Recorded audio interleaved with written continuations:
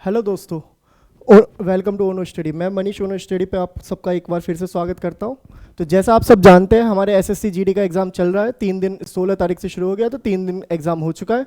तो आज मैं आप सबके साथ डिस्कस करूंगा 18 नवंबर 2021 को जो एसएससी जीडी का पेपर हुआ था उसका मैथमेटिक्स का पोर्शन। तो जितने भी क्वेश्चन हमारे पास आ गए हैं, जितने भी क्वेश्चन हमारे स्टूडेंट्स ने हम लोगों को भेजे हैं, वो सारे के सारे क्वेश्चन मैं अभी आप सब लोगों के साथ डिस्कस करूँगा। ठीक है, तो देखिए, तो जो एसएससी जीडी का एग्जाम चल रहा है वो हूबहू उसी पैटर्न पर चल रहा है जिस पैटर्न पर मैंने आप लोगों को मॉक टेस्ट कराया है। देखो एसएससी जीडी के एग्जाम में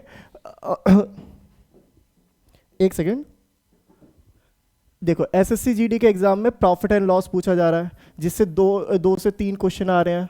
इसके अलावा एसएससी जीडी के एग्जाम में सिंप्लीफिकेशन के भी क्वेश्चन आ रहे हैं, और सिंप्लीफिकेशन के दो या तीन क्वेश्चन लगभग हर शिफ्ट में पूछे जा रहे हैं। 3 दिन हो चुके हैं एसएससी जीडी के एग्जाम को चलते हुए। 16 तारीख को हुआ था, 17 तारीख को हुआ था और 18 तारीख को। तो 3 दिन में 9 शिफ्ट में लगभग हर एग्जाम में इन टॉपिक से क्वेश्चन पूछे गए हैं। तो सिंप्लीफिकेशन से 2 से 3 क्वेश्चन लगभग हर शिफ्ट में पूछे जा रहे हैं। इसके अलावा एवरेज के क्वेश्चन भी लगभग हर शिफ्ट में आ रहे हैं।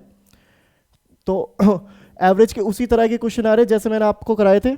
और उसके बाद डीआई, देखो डीआई से भी 2 से 3 क्वेश्चन लगभग हर शिफ्ट में बन रहे हैं, और परसेंटेज से क्वेश्चन आ रहे हैं। तो जितने भी टॉपिक हमारे होते हैं लगभग, जो भी मतलब मॉक टेस्ट में थे या जो भी प्रीवियस ईयर के पेपर्स में क्वेश्चन थे, लगभग उसी पैटर्न पर हमारा पेपर आ रहा है। नंबर सिस्टम से 2 से 3 क्वेश्चन आ रहे हैं, ये लगभग हर शिफ्ट में आए हैं।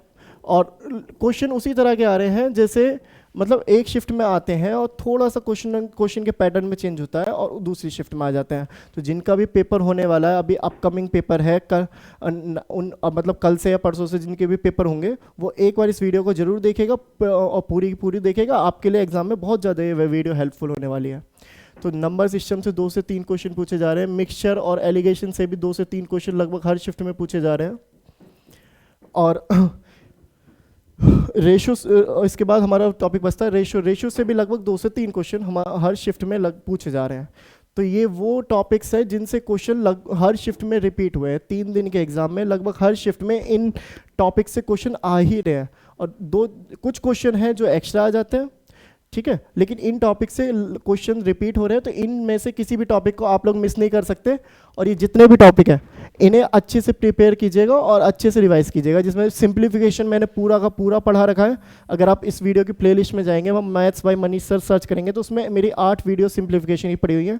अगर आप उन्हें देख लेंगे तो आपका पूरा सिंप्लीफिकेशन हो जाएगा। और अगर आप उतना भी नहीं करना चाहते तो इससे पहले मैंने 8 मॉक टेस्ट कराए, वो आप उसमें से लास्ट के 5 देख लीजिए, 8 उन मॉक टेस्ट को कर लीजिए, आपकी काफ़ी अच्छी प्रैक्टिस हो जाएगी। ठीक है, तो देखते हैं हम किस तरह के क्वेश्चन आए हैं कल के एग्जाम में। देखो कल के एग्जाम में एक क्वेश्चन आया था, ये हमें एक बच्चे ने भेजा है कि यदि किसी संख्या के 85% को 75 में जोड़ा जाए तो वो संख्या खुद प्राप्त हो जाती है, तो वो संख्या क्या होगी। तो देखो संख्या का 85% है, संख्या का है 85%।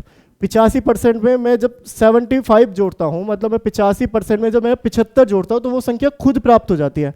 मतलब कोई भी संख्या खुद का 100% होती है, वही संख्या मिल गई, मतलब उसका 100% मिल गया। तो अगर 85% में 75 जोड़ा और उसी संख्या का 100% आ गया, तो मतलब बाकी बचा जो 15% था वो तो यही 75 था ना। ये बात समझ आई? बहुत आसान छोटा सा बहुत आसान लॉजिक के क्वेश्चन आ रहे हैं, और वो बहुत आसान सा लॉजिक लगा रहा है कि अगर किसी संख्या के 85% में मैंने 75 जोड़ा है और वो संख्या आ गई, मतलब 100% आ गया, तो ये 75 ही तो 15% है जो बच गया था। तो बस हो गया, बस इतना सा ही सोचना था और ये क्वेश्चन खत्म है। ये देखो 15, अब 15% कितना है 75, तो 1% कितना हो गया 75/15, ये कितना होता है 5, तो 1% हो गया 5, तो 100% कितना हो गया 100% हो गया 500। अगर आपने मेरे पिछले 8 के 8 मॉक टेस्ट देखे होंगे तो आपने नोटिस किया होगा लगभग 2 से 3 क्वेश्चन में हर मॉक टेस्ट में इस कॉन्सेप्ट पे करा रहा हूँ कि इस तरह से परसेंटेज को कैसे सॉल्व करते हैं। तो अगर आपने वो मॉक टेस्ट देखे तो आप बहुत आसानी से इस क्वेश्चन को सॉल्व कर लेंगे। ठीक है, तो इस क्वेश्चन का आंसर है 500, कि वो संख्या होगी 500। ठीक है, उसके बाद देखो सेकेंड क्वेश्चन देखते हैं, आगे बढ़ते हैं। ये देखा किया सबने? उसके बाद देखो सेकेंड क्वेश्चन देखते हैं। ये देखो सेकंड क्वेश्चन हमें भेजा गया है कि कोई आदमी अपनी आय का 75% खर्च कर देता है, और अगर उसकी आय को 20% बढ़ा दिया जाए और खर्च को 15% खर्च को भी 15% बढ़ा दिया जाए, तो उसकी बचत में कितनी वृद्धि होगी। चलो देखते हैं। देखो आय, तो कोई आदमी है जो अपनी आय का 75% खर्च करता है, तो आय का कितना खर्च कर देता है वो 75%। 75% का मतलब हो गया, 75% की फ्रैक्शन कितनी होती है 3/4। ठीक है, इसका मतलब ये हो गया कि अगर वो 4 रुपये कमाता है तो वो 3 रुपये खर्च कर देता है। तो अगर वो 400 रुपये कमाता है तो खर्च कितने करता है 300 रुपये खर्च कर देता है। यही हुआ इसका मतलब 75% का। 400 का 75% होता है 300, कि वो 400 रुपये अगर कमाता है तो वो 300 रुपये खर्च कर देता है। तो उसने बचाए कितने, उसने बचाए 100 रुपये। 400 में से 300 बचे, 300 खर्च कर दिया, बच गए 100। तो 100 रुपये वो बचा लेता है, 100 रुपये उसकी बचत है। ठीक है, अब हमसे पूछा आगे क्या बोला था उसने, आगे बोला था अगर उसकी आय को 20% बढ़ा दिया जाए, तो 400 का 20% कितना होता है 80। तो उसकी आय को मैंने 20% बढ़ा दिया, अब उसकी आय हो गई 480। आगे वो कह रहा है उस और खर्च को 15% बढ़ा दिया जाए। अब मैंने उसके खर्च को बढ़ा दिया 15%। तो देखो 300 का 10% होता है 30, 5% होता है 15, मतलब 45 बढ़ेगा। तो 345 ये हो गया 345। 300 का 15% 45 और 15% बढ़ा के उसका खर्चा हो गया 345। अब उसकी बचत निकालो कितनी होगी। 480 में से 45 गए, ये आ जाएगा 10 में से 5 गए 5 और 7 में से 4 गया 3, 135। अब वो 135 रुपये बचा रहा होगा। तो देखो पहले कितना बचा रहा था 100 रुपये, अब कितने बचा रहा है 135 रुपये। कितने ज़्यादा बचा रहा है 35 रुपये ज़्यादा बचा रहा है। पूछा क्या है, पूछा था उसकी बचत में कितनी वृद्धि होगी, तो 35 रुपये की वृद्धि होगी। हो सकता है परसेंटेज में आंसर पूछा गया हो, हमें बच्चे ने पूरा क्वेश्चन नहीं बताया, तो हो सकता है ये पूछा गया हो कि बचत में कितने परसेंट की वृद्धि होगी। तो परसेंट कैसे निकालते हैं, 35 की वृद्धि हुई 100 में, तो 100 से इसे डिवाइड कर देंगे, 100 से मल्टीप्लाई कर देंगे, 100 से 100 कट गया तो 35% की वृद्धि हुई होगी। तो अगर ये पूछा गया तो जो भी पूछा गया होगा वो हम उस सेंस में निकाल लेंगे कि अगर ये पूछा गया कितने रुपए की वृद्धि हुई तो 35 रुपये की वृद्धि हुई, कितने परसेंट की वृद्धि हुई तो 35% की वृद्धि हुई बचत में। ठीक है, तो कुछ भी पूछा गया होगा हम आराम से आगे निकाल लेंगे। ठीक है, नेक्स्ट क्वेश्चन देखो। उसके बाद थर्ड क्वेश्चन पढ़ो। थर्ड क्वेश्चन कह रहा है यदि घड़ी 10% के लाभ पर बेची जाती है, यदि इसे 77 रुपये अधिक पर बेचा जाता है तो 12% लाभ प्राप्त होता है, घड़ी का क्रय मूल्य क्या होगा। तो मतलब क्वेश्चन ये है, कोई घड़ी है जिससे दुकानदार 10% लाभ पर बेचता है, लेकिन अगर वो 77 रुपये एक्स्ट्रा ले ले तो उसे 12% का लाभ हो जाएगा।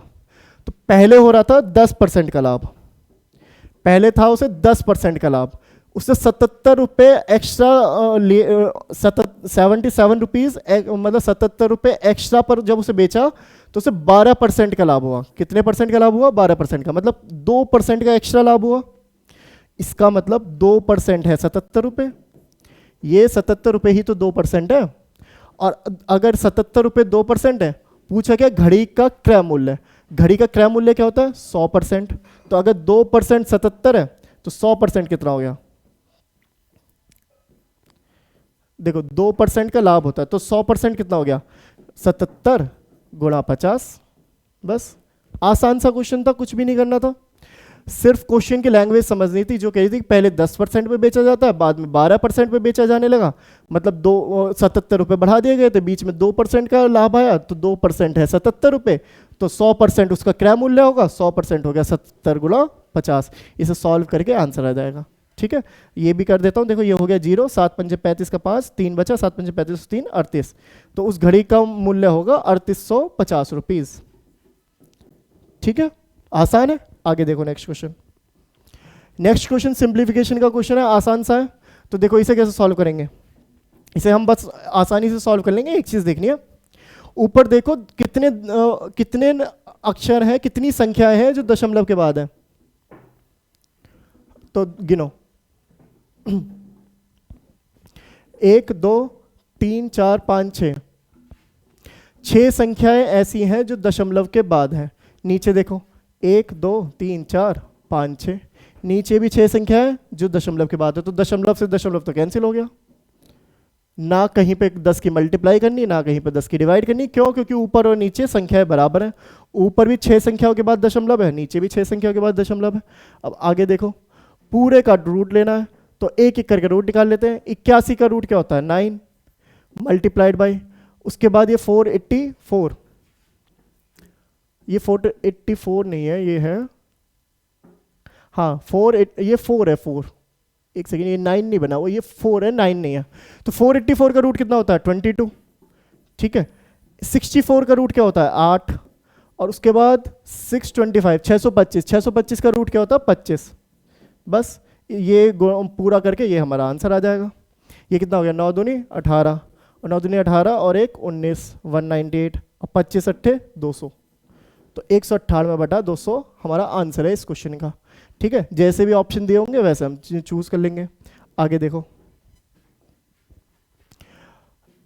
अगला क्वेश्चन कह रहा है क्रय मूल्य विक्रय मूल्य का 80% है, तो लाभ क्या है। तो मान लो विक्रय मूल्य 100 रुपया, मान लो विक्रय मूल्य 100 रुपया। अगर विक्रय मूल्य 100 रुपये है, सेलिंग प्राइस 100 रुपये है, विक्रय मूल्य 100 रुपये है, तो वो कह रहा है क्रय मूल्य विक्रय मूल्य का 80% है। तो जो सीपी है वो कितना हो गया 80। अगर 100 रुपये सेलिंग प्राइस था तो उसका 80% 80 रुपये हो गया। पूछा है तो लाभ क्या है, तो लाभ कितना है, तो लाभ कितना है 20 रुपये, 20 रुपये का लाभ है। अगर लाभ प्रतिशत पूछा होता तो 20 रुपये का लाभ है 80 रुपये पे है, गुणा 100, 0 से 0, और ये हो गया 2 4 25% इसका आंसर हो जाता है। वैसे डायरेक्ट भी दिख रहा था कि जो 20 रुपये होता है वो 80 रुपये का 25% होता है, तो इसका आंसर हो जाता 25%। ठीक है, आसान है। ऐसे इसी तरह के सीपीएसपी के बहुत सारे क्वेश्चन मैंने मॉक टेस्ट में कराए हुए हैं। अगर आप नए हो, आपने अब से पहले मेरे मॉक टेस्ट नहीं देखे, तो एक बार जरूर उन पर निगाह डाल लीजिएगा, वो आपके एग्जाम में जरूर काम आएंगे। आगे देखो नेक्स्ट क्वेश्चन, ये भी सिंप्लीफिकेशन का आसान सा क्वेश्चन है। यहां से शुरू करो, पीछे से हम शुरू करते हैं इस क्वेश्चन को सॉल्व करना। ये देखो, ये लिखा हुआ √16, √16 कितना होता है 4, तो 21 और 4 कितना हो गया, 21 और 4 हो गया 25, तो फिर ये बनेगा √25 होता है 5, तो 284 और 5 ये हो गया 289, 289 का रूट कितना होता है 17, तो ये हो गया 104 + 17, 104 + 17 कितना होता है 121, और 121 का रूट कितना होता है 11, तो इसका आंसर हो जाएगा 11। ठीक है, बहुत आसान सा क्वेश्चन था, कुछ नहीं करना, बस जिस सिंप्लीफिकेशन की सबसे पहली क्लास में मैंने बोला था कि 20 तक रूट्स याद कर लो, वो एग्जाम में बहुत काम आएंगे, बहुत टाइम बचाएंगे। अगर आपको रूट्स याद होंगे तो आप मुश्किल से 5 सेकंड में इस क्वेश्चन को सॉल्व कर दोगे। कुछ भी नहीं करना, 16 का रूट 4, 21 से जोड़ा, 21 4 25, 25 का रूट 5, उससे जोड़ा 284 में, 289 का रूट होता 17, 17 को जोड़ा 104 में, 121 का रूट 11, डायरेक्ट ऑप्शन में देखना 11, जहां पे 11 दिखे वो आंसर है। नेक्स्ट क्वेश्चन देखो, नेक्स्ट क्वेश्चन ये है कि एक वर्ड लिखा हुआ फोटोग्राफ, और क्वेश्चन ये कह रहा है कि अगर फोटोग्राफ में से मैं दो पीएच हटा दूं, आगे वाला भी पीछे वाला भी, और इसकी जगह एक वर्ड लिख दूं एफ। अब वो पूछ रहा है जो संख्याएं बदली हैं उनका प्रतिशत क्या होगा, मतलब संख्याओं के नंबर में कितने प्रतिशत का अंतर आया, कितने प्रतिशत का अंतर आया। तो देखो पीएच हटा दिया, पीएच हटा के उसकी जगह एफ लिख दिया। तो अब वो पूछ रहा है संख्याओं के नंबर में कितने प्रतिशत का फर्क आया, कितने प्रतिशत का अंतर आया। तो देखो पहले कितनी संख्याएं थी, 1 2 3 4 5 6 7 8 9 10, पहले थी 10 संख्याएं, फिर मैंने 4 हटाई है, 4 की जगह 2 ऐड कर दिया, मतलब अब हो गई 8 संख्याएं। तो अब हो गई नई संख्याएं हैं 8, अब संख्याएं हैं 8, पहले थी 10, अंतर कितने का आया 2 का अंतर आ गया। ठीक है, 2 संख्याओं का अंतर आ गया, 2 संख्याएं अब कम है, पहले 2 संख्याएं ज्यादा थी, 2 का अंतर आया। कितनी संख्याओं पे, पहले कितनी थी 10 संख्याओं पे, तो इसका प्रतिशत कितना हो जाएगा, इसका प्रतिशत हो गया 0 कट गया 20%। ठीक है, तो पहले तो जब मैंने पीएच को काट के एफ लिखा तो 20% का अंतर आ गया संख्याओं के नंबर में। ठीक है, नेक्स्ट क्वेश्चन देखो, नेक्स्ट क्वेश्चन भी सिंप्लीफिकेशन का क्वेश्चन है, इसे सॉल्व करते हैं। देखो ये क्वेश्चन बोडोमास कॉन्सेप्ट का है, जो जिसमें मैंने जब वो बोडोमास पढ़ाया तो सबसे पहली चीज बताई थी, सबसे पहले क्या सॉल्व होता है बार। ये जो बार बना होता है किसी भी नंबर के ऊपर सबसे पहले सॉल्व होगा, इससे ज्यादा प्रायोरिटी हम किसी को नहीं देते, तो बाकी सब छोड़ो, सबसे पहले यही सॉल्व होगा। तो इसे सॉल्व करते हैं। तो ये देखो 3 - 1 कितना हो गया 2, 9 में 2 जोड़ा ये हो गया 11। ठीक है, यहां तक हुआ। आगे देखो फिर से 9 में जोड़ा, 9 और 11 20, यहां तक आ गया 20। ठीक है, अब 20 में फिर 5 जोड़ा 25, और ये लिखा हुआ 10 / 25, तो 10 / 25 कितना आ गया, 5 से काटा 2/5, 2/5 यानी कि 0.4 हमारा इस क्वेश्चन का आंसर है। इसने पूछा इसकी वैल्यू कितनी निकलेगी, इसकी वैल्यू निकल जाएगी 0.4। ठीक है, आसान है। आगे देखो, अगला क्वेश्चन कह रहा है वह सबसे बड़ी संख्या है जो 729 और 901 को विभाजित करने पर क्रमशः 9 और 5 का शेषफल देती है, ज्ञात कीजिए। मतलब वो सबसे बड़ी संख्या बतानी है जिससे मैं जब 729 को डिवाइड करूं और फिर 901 को भी डिवाइड करूं, 729 को विभाजित करूं और 901 को विभाजित करूं, तो दोनों को विभाजित करने पर 729 को जब मैं विभाजित करूं तो मुझे 9 शेषफल मिले, और जब मैं 901 को विभाजित करूं तो मुझे कितने 5 का शेषफल मिले। वो एक संख्या बतानी है। तो चलो करते हैं। देखो जब मैं देखो जब 729 को मैं विभाजित करूं तो मुझे शेषफल कितना मिलना चाहिए, 9। मतलब अगर मैं इसमें से 9 घटा देता हूं 720, इसका मतलब 720 तो पूरी तरह से विभाजित हो जानी चाहिए, ये पूर्ण विभाज्य होनी चाहिए। और दूसरी संख्या मुझे दी है 901, 901 में से 901 में मिलना चाहिए 5 का क्षेत्रफल, 5 का शेषफल। जब इसमें से मैंने 5 घटाया तो ये आ गया 896। इसका मतलब 896 भी पूर्ण विभाजित होना चाहिए। तो मुझे ऐसा नंबर पता लगाना है जो 720 और 896 दोनों को पूर्ण विभाजित कर दे, और वो बड़ी से बड़ी संख्या बतानी है, सबसे बड़ी संख्या। क्वेश्चन में कहा है ना सबसे बड़ी संख्या, तो अब कुछ याद आ रहा होगा मैं कि ऐसी सबसे बड़ी संख्या जो 2 नंबरों को विभाजित कर दे वही होता है उन 2 नंबरों का HCF, जिसे कहते हैं महत्तम समावर्तक या फिर मैस है। तो बस इतना सा क्वेश्चन है, इन दोनों का जो मैस है वही आंसर है। तो इन दोनों का मैस निकाल लेते हैं। इन दोनों का मैस होगा, ये देखो पहली संख्या थी 720, दूसरी है 896। तो 4 से जा रही है, 4 से काटते हैं, 4 एकम 4, 8 चौक 32, 0, 4 दुनिया 8, 4 दुनिया 8, 4 चौक 16। ठीक है, फिर से 4 से जा रही है, एक बार 4 से काट देते हैं, 4 चौक 16 और 4 पंजे 20। उसके बाद 5 चौक 20 और 5 छंग 24, वो 6 चौक 24। ठीक है, बचा 45 और 56। 45 होता है 9 पंजे 45 और 56 होता है 8 सत्ते 56। बस अब ये दोनों किसी नंबर से नहीं कटेंगे, अब इसमें कोई डिवाइड नहीं होगा। तो इन दोनों का जो HCF या फिर महत्तम समावर्तक है वो कितना आ गया, 4 गुणा 4 मतलब 16, 4 गुणा 4 16, 16 इनका महत्तम समावर्तक आ गया। यही है हमारा आंसर। 16 ही वो सबसे बड़ी संख्या है जिससे इन दोनों नंबरों को जब मैं डिवाइड करूंगा, विभाजित करूंगा, तो 9 और 5 क्षेत्रफल बचेगा। ठीक है, आसान है, 10 सेकंड का क्वेश्चन है, इससे बड़ा तो बिल्कुल भी क्वेश्चन नहीं है। 10 सेकंड से 11वां सेकंड लगना नहीं चाहिए ऐसे क्वेश्चनों में। तो ठीक है, आगे देखो नेक्स्ट क्वेश्चन, ये वाला क्वेश्चन पढ़ो। ये क्वेश्चन कह रहा है अगर 40 वस्तुओं का क्रय मूल्य 25 है, सॉरी, अगर 40 वस्तुओं का क्रय मूल्य 25 वस्तुओं के विक्रय मूल्य के बराबर है तो लाभ प्रतिशत ज्ञात कीजिए। चलिए पता करते हैं। देखो 40 वस्तुओं का क्रय मूल्य मतलब 40 वस्तुओं का कॉस्ट प्राइस किसके बराबर है, 25 वस्तुओं के विक्रय मूल्य मतलब सेलिंग प्राइस के बराबर है। ठीक है, ये दिया हुआ है। तो यहां से CPM और SP का रेशियो कितना आ गया, CP/SP का रेशियो आ गया 25/40। 5 से काटा 5/8। इसका मतलब अगर मैंने 5 रुपए में वो वस्तु खरीदी थी तो 8 रुपए में बेच दी। लाभ कितने का हुआ, 3 रुपए का। 3 रुपए का लाभ हुआ, पूछा गया लाभ प्रतिशत, तो 3 रुपए का लाभ हुआ, 5 में खरीदी थी, गुणा 100, 5 के हम 5, 5 दूनी 10, 60%। 60% का मुझे लाभ हुआ। ठीक है, आसान सा क्वेश्चन है। तो कल के सारे क्वेश्चन आपने देखे, सब आसान थे, 10 सेकंड से ज़्यादा लग रहा था। सबके सब इसी तरह के क्वेश्चन मैंने मॉक में कराए थे। तो बस एक बार सब क्वेश्चनों की प्रैक्टिस कीजिए। जिसका भी कल एग्जाम है, परसों एग्जाम है, अपकमिंग एग्जाम है, अच्छे से प्रैक्टिस कीजिए। पेपर बहुत आसान आ रहा है। पेपर में मैथ्स की मैं गारंटी लेता हूँ, अगर आपने मेरे अभी तक के सारे मॉक देखे हैं तो 25 में से 23 या 24 क्वेश्चन सही करने से आपको कोई नहीं रोक पाएगा। कैलकुलेशन का ध्यान रखना, कैलकुलेशन में मिस्टेक ना हो, और उसके अलावा मैथ्स को आप 10 से 15 मिनट में पूरा का पूरा मैथ्स करके आएंगे। और बाकी सब्जेक्ट्स पे भी ध्यान दीजिए, आपका SSC GD आसानी से निकल जाएगा। ओके, तो जिन जिन का एग्जाम है उन सबको मेरी तरफ से बेस्ट ऑफ लक। मिलते हैं फिर नेक्स्ट क्लास में।